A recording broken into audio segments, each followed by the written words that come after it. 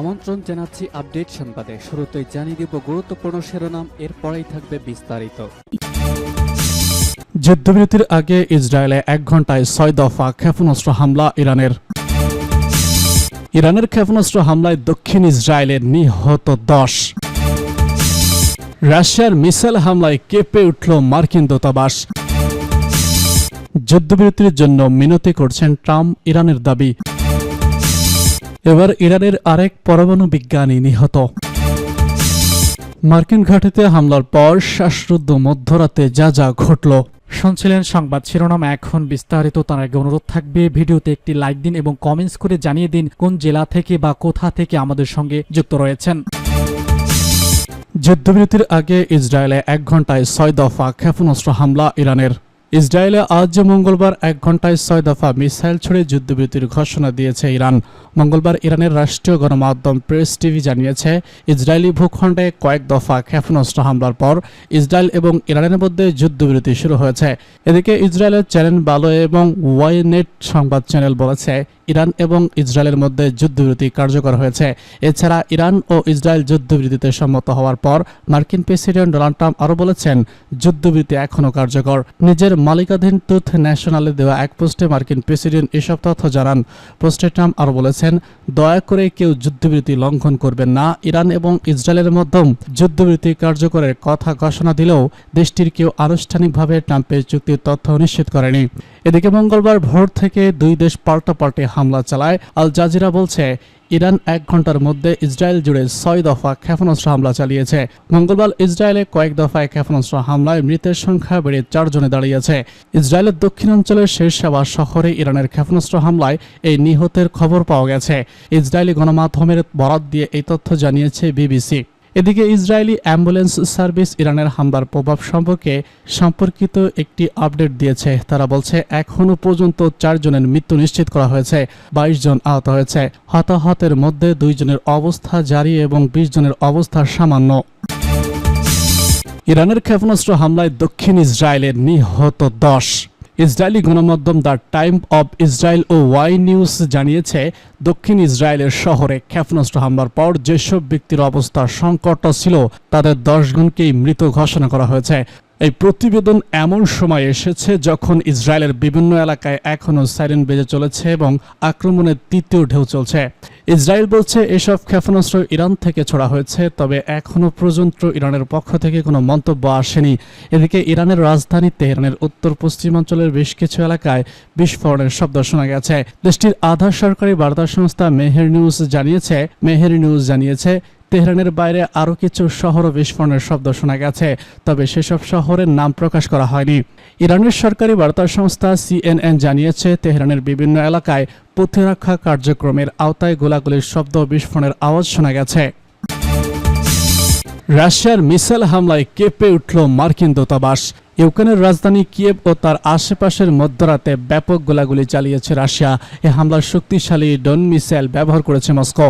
সোমবার গভীর রাতে ইউক্রেনীয় কর্মকর্তা রয়টার্সকে এই তথ্য জানান। রাতে হামলায় এক শিশু সহ 10 জন নিহত হয়েছে। আবাসিক এলাকায় আগুন লেগে রাতের আকাশ আলোকিত হয়ে ওঠে। ক্ষতিগ্রস্ত হয়েছে মেট্রো স্টেশন ও বোমা আশ্রয় কেন্দ্রের প্রবেশপথ। মার্কিন দূতাবাস থেকে 1 কিলোমিটারের কম দূরে কিয়েভের ব্যস্ত চেরনিভস্কো জেলায় একটি পার্লামেন্টে ব্যাপক হামলা হয়। ক্ষেপণাস্ত্রের আঘাতে ধ্বংসস্তূপ হয়েছে গোটা এলাকা। সেখান থেকে উদ্ধারকারীরা মৃতদেহ উদ্ধার করছেন। স্বরাষ্ট্র মন্ত্রণালয় জানিয়েছে, জেলায় নিহতের সংখ্যা আরও বাড়তে পারে। 33 বছর বয়সী কুনকা বর্ণনা করেছেন, ক্ষেপণাস্ত্রের আঘাত আনার পর তিনি তার জানালা দিয়ে 3য় তলায় লাফিয়ে পড়েন। কিভাবে বেঁচে গিয়েছেন তা জানি না, ভয়ঙ্কর বিস্ফোরণ হচ্ছিল। রয়টার্স এই এলাকায় বেশ কয়েকটি বিস্ফোরণ শনাক্ত করেছে। হামলার পর সেসবের ছবি তুলে ধরেছেন সাংবাদিকরা। নির্মাণাধীন কানকুবা বলেছেন, আমার গায়ে ইট ভেঙে পড়ে, আমার মুখে বালু ঢুকে যায়। এটা গুরুত্বপূর্ণ নরমাল ছিল। আমি ধ্বংসস্তূপের মধ্যে চাপা পড়ি, সেখান থেকে কোনো রকম বেঁচে যাই। কিয়েভের জরুরি পরিষেবা জানিয়েছে, কিয়েভে হামলার 4 শিশু সহ কমপক্ষে 34 জন আহত হয়েছে। মধ্যরাত থেকে প্রায় ভোররাত পর্যন্ত চলে। শহরটি বিস্ফোরণ এবং ড্রোনগুলোতে লক্ষ্য করে বিমান বিধ্বংসী ইউনিটের মেশিন গানের গুলির শব্দও কেঁপে ওঠে। ইউক্রেনের বিমান বাহিনী জানিয়েছে, তারা 4টি ইউক্রেনীয় অঞ্চলে আক্রমণ হয়েছে। রাশিয়ার 352টি ড্রোনের মধ্যে 340টি এবং 16টি ক্ষেপণাস্ত্রের মধ্যে 15টি ভূপাতিত করেছে তারা। সোমবারের হামলাগুলো হেগো নেটোর সামরিক শীর্ষ সম্মেলন অনুষ্ঠিত হওয়ার একদিন আগে ঘটল। এই সম্মেলনে সাহায্য প্রাপ্তি নিয়ে আলোচনা করতে ভলোদিমির জেলেনস্কি ব্রিটেন সফর করছেন। ইউক্রেনের দাবি করেছে রুশ বাহিনী ইচ্ছাকৃতভাবে বেসামরিক নাগরিকদের উপর হামলা করছে। মধ্যরাতের হামলাও এর একটি উদাহরণ। তবে রাশিয়ার সর্বশেষ হামলার বিষয়ে কোনো মন্তব্য করেনি। যুদ্ধবিরতির জন্য মিনতি করছেন ট্রাম্প, ইরানের দাবি। যুদ্ধবিরতির জন্য মিনতি করছেন মার্কিন প্রেসিডেন্ট ডোনাল্ড ট্রাম্প। ইরানের রাষ্ট্রীয় টেলিভিশন চ্যানেল আইইএ দাবি করেছে কাতারের মার্কিন সামরিক ঘাঁটিতে ইরানের সফল হামলার পর ইসরায়েলের উপর জোর করে যুদ্ধ চাপিয়ে দেওয়া হয়েছে বলে গণমাধ্যমটি জানায়। এর আগে ইরান এবং ইসরায়েল একটি যুদ্ধবিরতিতে সম্মত হয়েছে বলে দাবি করেছে যুক্তরাষ্ট্রের প্রেসিডেন্ট ডোনাল্ড ট্রাম্প। তবে এ বিষয়ে দুই দেশই চুপ। চ্যানেলটির এক ঘোষণায় বলা হয়, হামলার পর মার্কিন প্রেসিডেন্ট ডোনাল্ড ট্রাম্পের যুদ্ধ থামাতে মিনতি করেছে ইরানকে। আর বলা হয়, ইরানের ইসলামী বিপ্লবী গার্ড বাহিনী আইআরজিসি দেশের সম্মান রক্ষায় সাহসিকতার পরিচয় দিয়েছে। একই সঙ্গে ইরানি জনগণের প্রতিরোধের প্রশংসা করা হয়। ইরানি টিভির এই দাবি নিয়ে মার্কিন প্রশাসনের পক্ষ থেকে এখনও কোনো প্রতিক্রিয়া জানানো হয়নি। ইসরায়েল লক্ষ্য করে একের পর এক ক্ষেপণাস্ত্র ছড়েছে ইরান। এতে নিহত হয়েছে অন্তত 10 জন। মঙ্গলবার সকালে এই পরিস্থিতির মধ্যে আবারও যুদ্ধবিরতির প্রশংসা করেছেন মার্কিন প্রেসিডেন্ট ডোনাল্ড ট্রাম্প। আজ সকাল থেকে কার্যকরের ঘোষণা করা ইসরায়েল ইরান যুদ্ধবিরতি চুক্তির প্রশংসা করে মার্কিন প্রেসিডেন্ট ডোনাল্ড ট্রাম্প তথ্যে ন্যাশনালে লিখেছেন, আমাদের B-2 বোমারু বিমানের পাইলটদের এবং সেই অভিযানের সঙ্গে যুক্ত সবার প্রতিভা সাহস ছাড়া আমার আজকের এই চুক্তি করতে পারতাম না।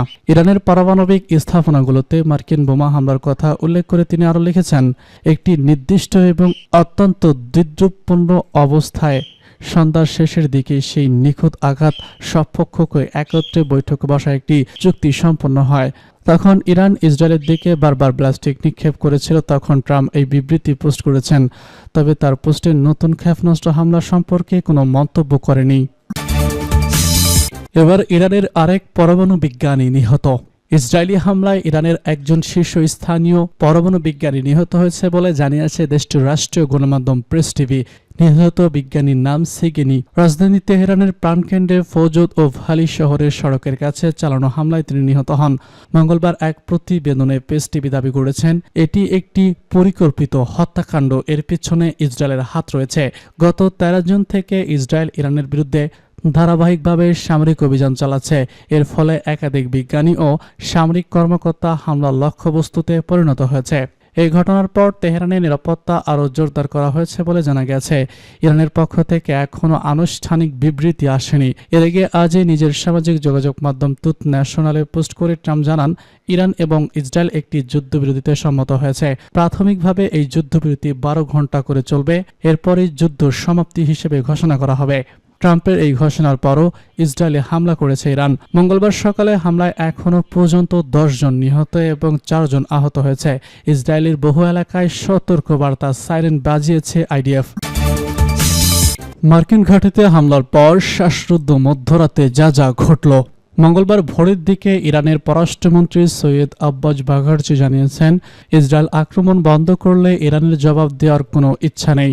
এর কয়েক ঘন্টা আগে ইসরায়েল এবং ইরান একটি সম্পূর্ণ এবং সর্বাত্মক যুদ্ধবিরতিতে সম্মত হয়েছে বলে সামাজিক মাধ্যমে ঘোষণা দিয়েছে যুদ্ধের প্রেসিডেন্ট ডোনাল্ড ট্রাম্প।